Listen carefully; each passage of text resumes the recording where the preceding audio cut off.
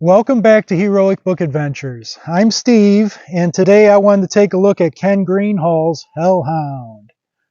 Now, this originally came out in 1977. At that time, there was a bunch of horror novels being flooded in the market.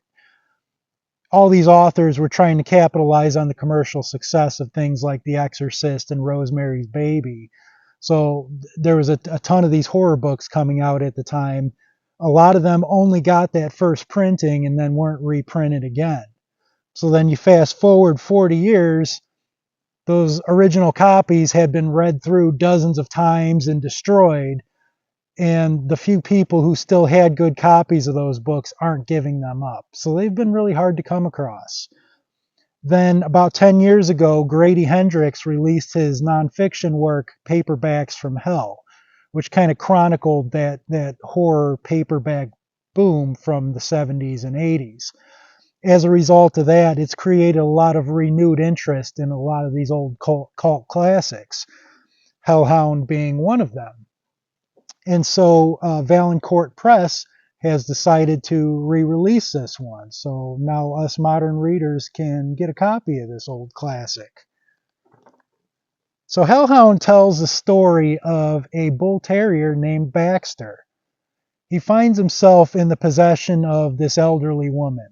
And of course, she lives a boring life. She's barely gets around, doesn't do anything, and she's not very fond and caring of Baxter anyway, so there's not really a whole lot of anything going on there. And Baxter just keeps looking out the window and watches the couple across the street. He sees them coming and going all the time, and the way they interact with each other. You can just see that they've got like a youthful life and energy to them that living with the old lady doesn't have. And he's asking, why do I have to have this bore of an owner? Why can't I be with somebody else? So of course then the hamster starts spinning on the wheel, and he's asking himself, well, what if something were to happen to the old lady? What if one day she was standing at the top of the staircase and I happened to push my strong body into her frail legs? Then what would happen if she were to die, and then would I end up with a different owner like the people across the street? Would they take me in? So as Baxter starts pondering these questions of how strong he is and how intelligent he is, throughout the story he's going to have encounters with other animals and people that are very deadly. So it needs to be said, there's some trigger warnings in this, okay? There's some pretty nasty things. I mean, like things like animal cruelty and death of a young human that very well may be too much for a lot of readers to get into. So just know that those things are there. But yet also know that just going off the blurb of this book, it may sound like it's just about this evil, horrible dog that goes around killing people. And yeah, it kind of is. But at the same time, I also felt like there was some compassion and understanding for what he is. And you also get the point of view of some of the other human characters in the story. And as you're reading through it, you start realizing that it may not actually be Baxter that's the monster in the story. Okay? So I was, of course, excited to read this one because the thought of a story about a sociopathic dog that kills people in order to try to find a better owner for himself, that just sounds like something that I can root for. You know what I mean? But at the same time, I had some reservations about it because the best friend that I've ever had in my life was also a bull terrier. He just meant everything to me. So even though he's been gone now going on almost 2 years, I still struggle with his loss every single day. So I was worried that in reading this, it could potentially drum up some, difficult emotions for me. But then a longtime friend of mine just read this, and she had told me, she's like, yeah, you need to go ahead and pick this one up. So it was just a kick in the pants that I needed to go ahead and give this a try. And I'm very glad I did, because this book ended up being so much more than I thought it would be. On the surface, the prose almost feels somewhat simplistic, but yet that's very deceiving, because there is just so much more going on.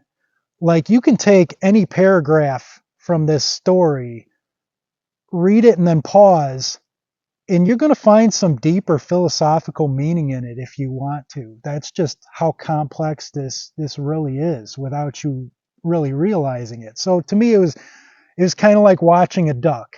You know, when you see it out on the water, it looks like it's just calmly gliding around. But if you were to look up under the surface of the water, you would see his little feet just paddling like crazy up under there.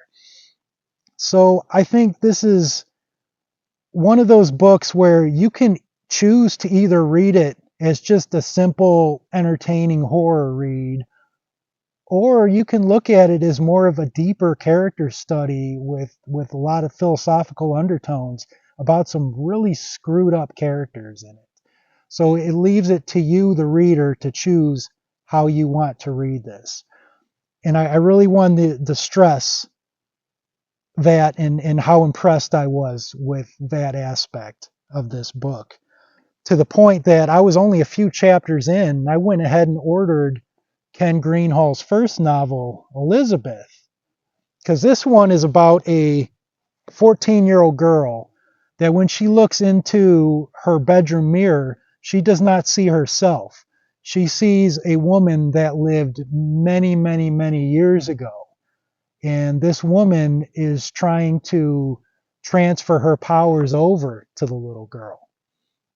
So knowing how good of characterization Greenhall did in telling the points of view from Baxter and the other people in the story, it made me think, well, what's he going to say about what's this little girl experiencing? You know, is she suffering from mental illness?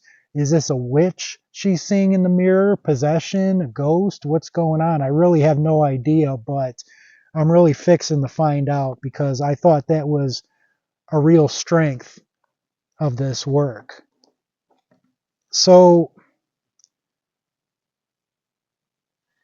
Hell Hound is an easy 9.0 out of 10 for me.